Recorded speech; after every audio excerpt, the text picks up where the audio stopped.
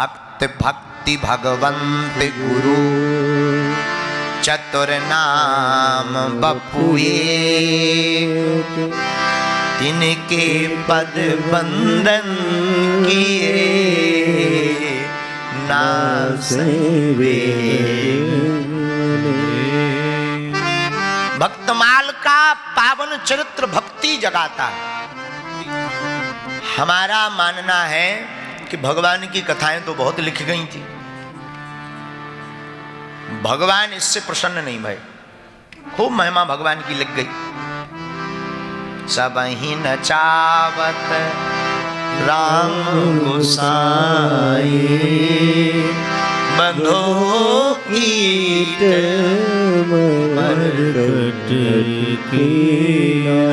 होई यही सोई जो राम रचि राखा को करी तरक बड़ा वही सखा। सीताराम सीताराम सीताराम कहे जाई विधि राखे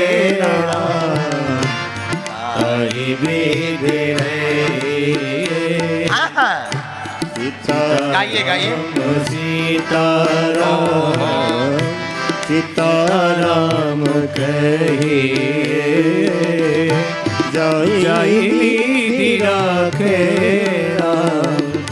ताई विधि।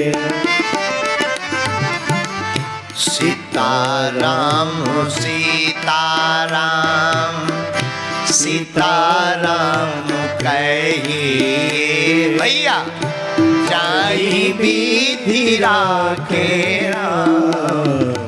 ताई विधि।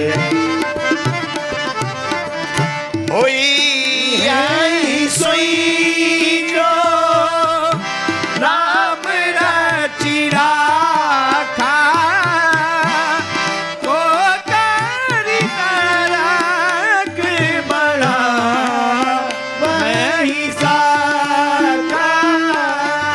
सीताराम सीताराम सीताराम कहिए जाई विधि राखे राम ताई विधि रहिए।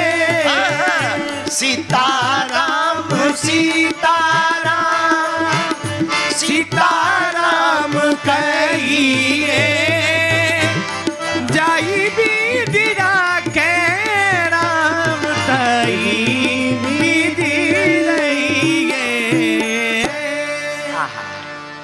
राम जी की चर्चा, राम की कथा, भगवान की कथा बहुत हो गई। शायद हमें लगा भगवान को इससे ज्यादा अच्छा नहीं लगा, इसलिए परम पूज्य श्री भक्तमाली जी महाराज पर कृपा करके भक्तमाल की रचना करवाकर भगवान भी प्रसन्न भये हैं। भगवान ने अपने प्रसन्न होने का एक बहाना भक्तमाल ढूंढा और भक्तमाल में ऐसे ऐसे संतों की चर्चा। राजस्थान में शायद जयपुर या उदयपुर के स्थान की भक्तमाल में चर्चा आई चतुर्भुज मंदिर की, श्री देवा पंडा जी की। क्या कहना, भक्तमाल का एक चरित्र श्री देवा पंडा जी का है जो हमें बहुत भाता है। चतुर्भुज मंदिर के पुजारी श्री देवा पंडा जी नित्य श्री सरकार का सेवा करते हैं। रोज भगवान की सेवा करते, प्रातः काल उठ जाते, ठाकुर जी को खूब लाड लड़ाते। उस मंदिर के जो संरक्षक थे वो राजा थे, तो पुजारी जी और राजा का एक नियम प्रतिदिन का था। शाम के समय भगवान के गले का निर्माल्य माला निकालकर राजा के गले में डाली जाती थी। राजा रोज दर्शन करने आते थे, प्रणाम करते थे। देखो, राजा वही श्रेष्ठ है जो साधु संत मात पिता आचार्य चरण और भगवान के चरणों में झुकता रहे। बड़ा वही है जिसके बगल में सामान्य व्यक्ति भी खड़ा हो जाए तो वो भी बड़ा हो जाए। और बहुत बड़ा बनना है तो बड़े की छत्र छाया जरूरी है। बहुत बड़ा बनना है ना, उस बड़े की छत्र छाया, वो बड़ा कौन है? राम जी। रघुनाथ जी की छत्र छाया के बिना आप सकुशल नहीं रह सकते ना। सुमति जब तक रहेगी तब तक तो ठीक है, कुमति आ गई तो रावण जैसी बुद्धि हो जाएगी। और 1 लख पूत 1.25 लाख नाती, दिया धरहि न रावण बाती। साफ सत्यानाश हो जाएगा, ऐसी मति हो जाएगी, सब जय जय सीताराम हो जाएगा, मुंह से ऐसा शब्द निकल जाएगा, श्री सीताराम। तो चतुर्भुज मंदिर के पुजारी श्री देवा पंडा जी, राजा का नियम नित्य प्रति भगवान के चरणों में आना, और ये आदत बहुत अच्छी है। बोलो सीताराम। जिस व्यक्ति के जीवन में भगवान के सन्मुख जाने की नित्य की आदत है ना, वो बहुत अच्छी है। गोस्वामी तुलसीदास जी कहते हैं, सन्मुख होहि जीव मोह जब जन्म कोटि नासै तबहि सन्मुख होहि जीव मोहि जबहि। जब राम जी के सामने जीव जाता है तो उसके समस्त पूर्व जन्मों के पाप नष्ट हो जाते। इसलिए जीव को नित्य प्रातः या सायं परमात्मा के सन्मुख एक घड़ी आदियो मह पुनियाद, तुलसी चर्चा राम की हरहि कोटि अपराध। कुछ देर सही परमात्मा के चरण में प्रतिदिन गुजारना चाहिए। राजा प्रणाम करने आते, ब्राह्मण देवता आचार्य पुजारी श्री देवा पंडा जी भगवान का गले का निर्माल्य निकाल करके राजा के गले में डालते और पट को बंद करते। एक दिन अकस्मात एक घटना घटी, राजा आए नहीं, पट बंद होने का समय हो गया। पुजारी जी को लगा कि अब राजा आने वाले नहीं है, लगता है आज किसी काम में बिध गए होंगे। कोई बात नहीं, पट तो बंद समय पे करना है। सोई भगवान को प्रणाम किया, स्तुति की, राजभोग रात्रि काल का लगाया और भगवान के गले का निर्माल्य निकाल कर सोचा रोज तो राजा के गले में डलता है, आज महाराजा के गले में हो जाए। सोई अपने गले में डाल लिया। आहा, गले में सरकार का निर्माल्य डाला, बड़े गदगद भये, प्रसन्न चित्त भये। पर क्या खबर कि क्या होने वाला, पट को बंद कर दिया। इतने में मंत्री भागता भागता आया, पुजारी जी राजा साहब का आना हो रहा है। अब तो हड़बड़ा गए, भीतर का इंजन फटर फटर करने लगा। वही अब क्या होगा, राजा आएंगे, हमने जो निर्माल्य डाला है भगवान का, देखेगा, बड़ा नाराज होगा कि खुद राजा बन गए, हमें गद्दी से हटाना चाहते हो क्या। भाई तुरंत तो लोगों का सिंहासन डोलने लगता है, किसी आदमी को बैठने ना मिले, इतनी जल्दी उसका ईगो हर्ट हो जाता। अरे हमें पूछा नहीं, हमारी कोई पूछा ही नहीं है, हमारी तो बेइज्जती कर दी। अरे भाई भगवान के दरबार में है किसकी इज्जत? भगवान के द्वार और दरबार में तो भक्तों भर की इज्जत है, बाकी किसी की पूछ नहीं। तो पंडित जी पुजारी श्री देवा पंडा जी परेशान होने लगे। इन्होंने कहा एक काम करें, तुरंत अपने गले की माला निकाली और पत्तल में लपेट लिया और उसको रख दिया कि राजा को आएंगे तो डाल देंगे। उन्हें थोड़ी पता कि हमने पहन ली, रख दी। राजा आए, पट बंद हो चुके थे, द्वार पर ही प्रणाम किया। पंडित जी, पुजारी जी, भगवान का निर्माल्य कहाँ है? जी जी महाराज। वो पत्तल खोला, उस निर्माल्य को, माला को लिया और राजा के गले में डाल दिया। राजा को संदेह तो हुआ, राजा भी बुद्धिमान तो था ही। राजा प्रतिदिन निर्माल्य माला डालने की जो खुशबू होती थी वो उसको जानता था ठीक से, लेकिन आज खुशबू बदल गई क्योंकि खुशबू पहले ही और कोई ले चुका। तो राजा ने अपनी नासिका तक माला को लिया, तो कहा कि पंडित जी लगता है ये निर्माल्य भगवान का नहीं है। तो पुजारी जी बोले महाराज आज तक जितने भी निर्माल्य पहनाए सब भगवान के, ये भी उनका ही है। राजा बोला नहीं गड़बड़ है, जो सुगंध और जो इत्र की खुशबू जो भगवान के अंग स्पर्श का गंध सुगंध आता था वो नहीं आ रहा आज, लगता है ये किसी ने पहनी है।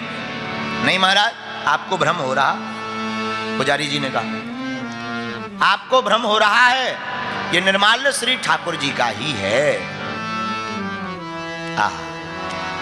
राजा ने माला को ध्यान से देखा तो देवा पंडा श्री पुजारी जी का एक बाल जो कलर में सफेद था वो मिल गया। पुजारी जी क्या भगवान बूढ़े हो गए?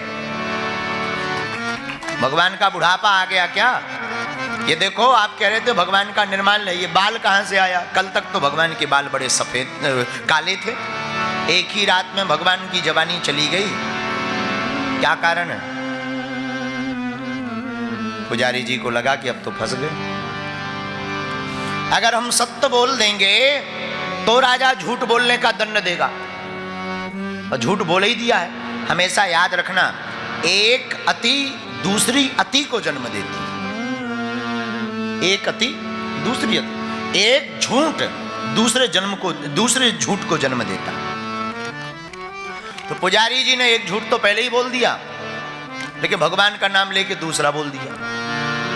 तो राजा साहब आपने ध्यान से नहीं देखा, भगवान के बाल सफेद ही हैं। अब तो राजा का दिमाग ठनक गया कि अब तो झूठ पर झूठ बोले जा रहे हो। पहली बात तो माला का झूठ, दूसरा बाल पकड़ा गया, अब भगवान के बारे में भी झूठ बोल रहे हैं। पुजारी जी आज पट बंद हो गए, हम प्रातः काल देखेंगे, अगर काले बाल मिल गए आप विचार करो फिर क्या होगा। कुछ लोग पुजारी जी से जलते थे तो कान भरने वाले भी तुरंत प्रकट हो गए। महाराज आज हमने दिन में दर्शन किया, एकदम काले घुंघराले बाल, शाम को ही भगवान बूढ़े हो गए, 4-6 घंटा में ही आयु बढ़ गई, तरह तरह की बातें करने लगे। देवा पंडा जी ने मन ही मन ठाकुर जी को स्मरण किया कि अब तो आप जानो। राजा ने कहा हम सुबह आएंगे पट खुलते ही और देखेंगे, और द्वार पर पहरेदार लगवा दिए ताकि ये कोई कलाकारी ना कर पावे, ऐसा ना हो कि रात को ये पेंट डेंट कर दे तो काले से सबोध हो जाए। आजकल ये भी कोई बड़ी बात थोड़ी है। तो दरबार के बाहर, मंदिर के बाहर सिपाहियों को लगा दिया कि भैया आप देखो, और सुबह प्रातः काल हम आएंगे। अब तो पूरे क्षेत्र में हल्ला हो गया, तो तमाशा, लोग वैसे तो दर्शन करने नहीं आते पर तमाशा देखने सब आ जाए। अभी यहाँ पर कथा की चर्चा थी तो इतने ही आए, अभी कह देते कि पर्चा खुलना है।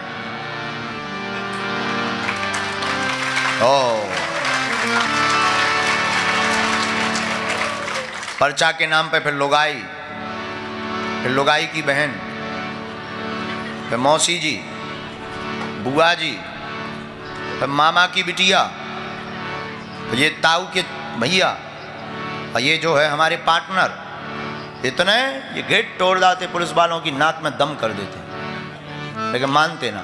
और फिर इतनी श्रद्धा, ओ हो, पर्चा खुल जाए, बाकी बाद में सब ठटरी भराए। तो तमाशा देखने वाले तो प्रायः लोग जल्दी आते हैं, दर्शन वाले कम आते हैं। तो उस दिन और ज़्यादा भीड़ हुई कि प्रातः काल भगवान, कल तक तो भगवान के बाल काले थे, राती भर में पंडित जी ने सफ़ेद की घोषणा कर दी।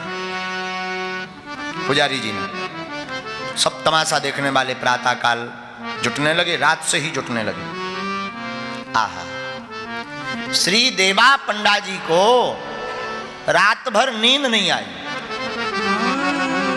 आंखों में आंसू भर के भगवान के नाम की माला लिए बैठे बैठे रोने लगे कि हे ठाकुर जी, हमें पता है कि बाल काले हैं, सफेद हमने भावावेश में झूठ बोल दिया, लेकिन सरकार सुबह हमारी चोरी पकड़ी जाए ये इसका हमें भय नहीं है। हमको डर सिर्फ एक बात का है कि अगर आपके बाल प्रातः काल काले ही मिले तो लोग पुजारियों पर, भक्तों पर भरोसा करना छोड़ देंगे, और कोई भय नहीं। हाथ में माला लिए भगवान को बार बार याद करें, फूट फूट कर रोने लगे, झरझर करके आंसू बहाने लगे।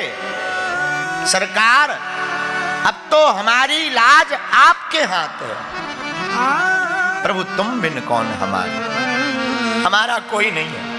जैसे द्रौपदी की लाज बचाई, जैसे आपने गज को बचाया, आज आपके इस भक्त देवा पंडा पर विपदा आन पड़ी, आज हमको भी बचाए।